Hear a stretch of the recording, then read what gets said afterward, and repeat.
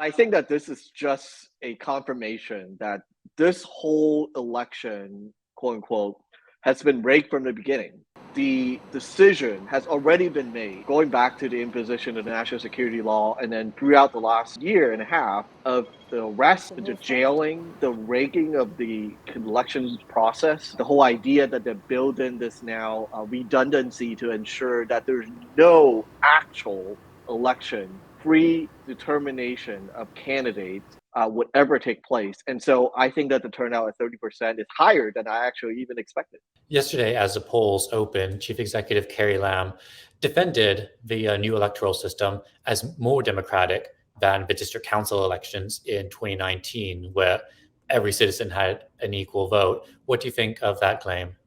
Well, I think that Carrie Lam and her administration in Beijing have trotted out every spin they can have, from saying that people are happy with her, that's why they're not turning out to vote, to more people are going to vote in this, and then to this really falsifiable idea that somehow this is more democratic. I think what's clear is that they know that this is a performative ritual. This is a process that was controlled from the beginning, 100% from the Beijing authorities and the regime. And so it is preposterous to suggest, and I think that anybody who looks at the process would know that this is closer to an election in North Korea than it is an actual election like we see here in the United States.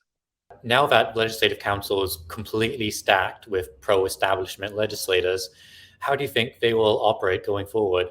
Well, I think that we see now that basically people who would have been running and standing in election for this electoral elections are basically most of them are in jail now, and I think that this just confirms what many Hong Kongers have basically felt over the last 2, 3, even 4 or 5 years, which is that there's no longer any part of this government, this system of government in Hong Kong that represent their interests. And I think that even those who might, different political stand about the pro-democracy movement will have to be forced to acknowledge that this is really now just a rubber stamp for Beijing.